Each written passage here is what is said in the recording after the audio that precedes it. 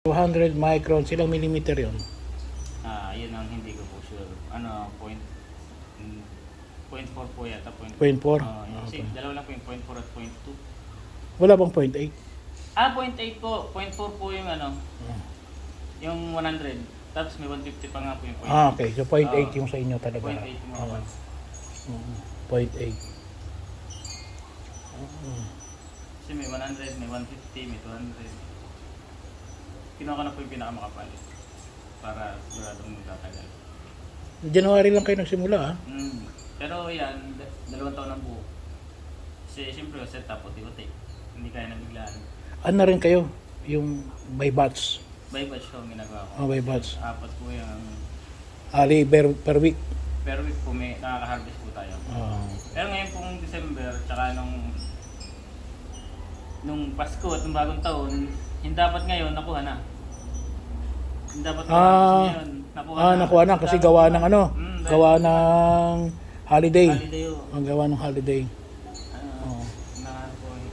Na over harvest tayo. Kaya nga po ngayon habol. Kasi ang target naman po natin March at April.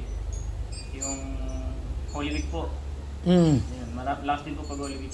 Gawa ng siyempre bawal po ang bawal ang karne. Gulay. Tsaka po tag-init po yun. Mahirap po magpatubo ng lettuce sa lupa. So, target po yun. Mahirap magpatubo ng kapag tag-init. Tsaka sa Baguio po, birang-bira po kasi hindi po panahon. Parang seasonal din po ang lettuce eh. Kaya po nag-hydroponics para mawala yung season. Year-round na pagtanim tayo. Kaya mababawasan ang competition kung tag-init. Okay. So hindi pa na pala saturated, hindi pa pala saturated ang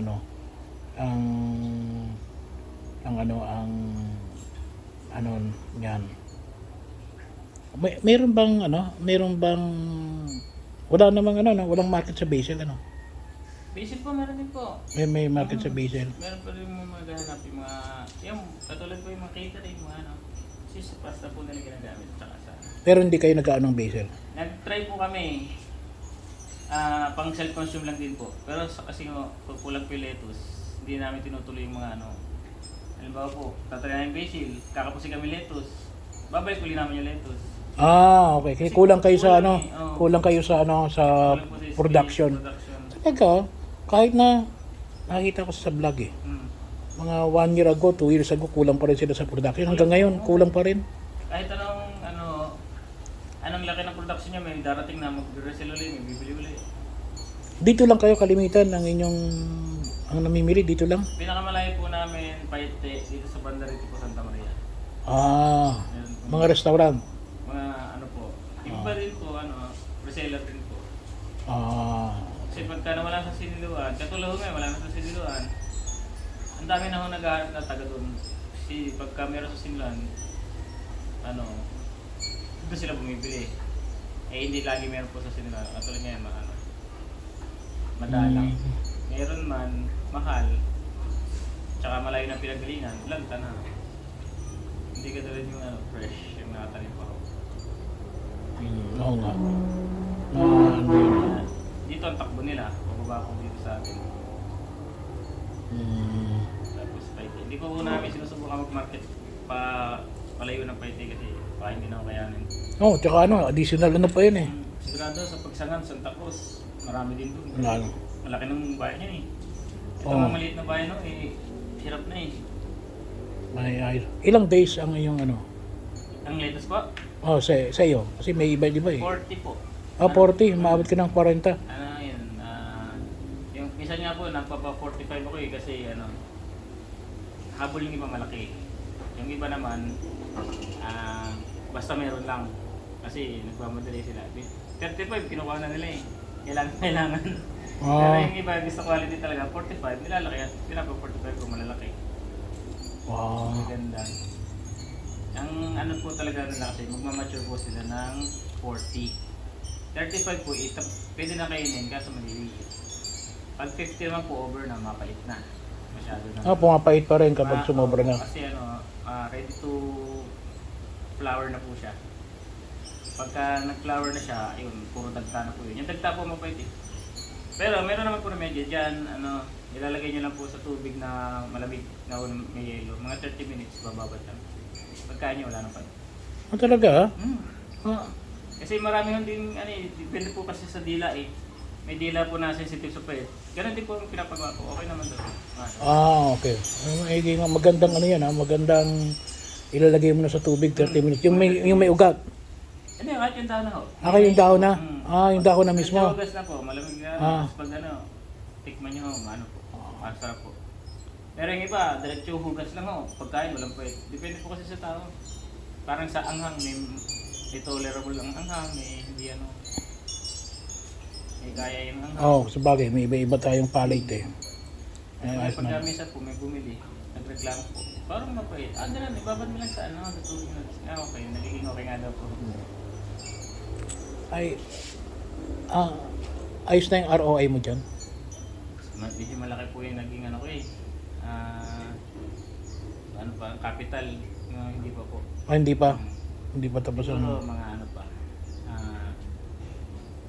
Another 3 years pa po. Another 3 years pa? Matagal po, medyo matagal po. Layo, tagal. Baka na mamahalin ng binili mong materialis. Hindi na ako nagkamali eh. Agad ako, naglaki agad ako. Pero yung trending po, kasama na po yung nakaraang taon na. Mga 3 years po. Kasi masyado po akong nag bongga agad. Hindi ako natiuti. Kasi ganoon din naman po eh, pag tiuti mo. Sabay. May ka naman, may capital ka naman eh. Okay lang yun kasi may capital ka. Ang mahalaga lang, itutuloy-tuloy mo lang Kasi mga naman po yung mga bakal, siguro mga 10 taon na abutin yan eh. O 8, pinakamababa na yung 8. Ay yung 4 na taon na puhunan, balik na. 4 na taon, enjoy mo na, tubo na. Ang ginamit mong ang tawag to? Downspout po. Downspout ng anong to da? Atlanta po. Atlanta. Sila lang po ang gumagawa dito ng gano'n. Ng gano'n, ng kalimitan bilog yan, Parang yung gano'n po, yung PVC na bilog.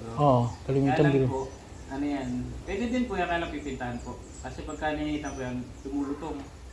Yung plastic? Kaya po nga pag nasa binabaon. Diba pag tinabit po sa bahay, either takpan na semento o sa lupa. Kasi pag gano'n, lumulutong. Ganun ba yan? Ako sa bakit, tama. Yung sa simbahan lumulutong kapag exposed. Mura po yan, nasa 200 plus lang po yung... Kasi laki po ng PVC na... downspout, equivalent na laki ng PVC nasa 200 plus. Pero yung downspout po nasa 350. Yung kwadrado.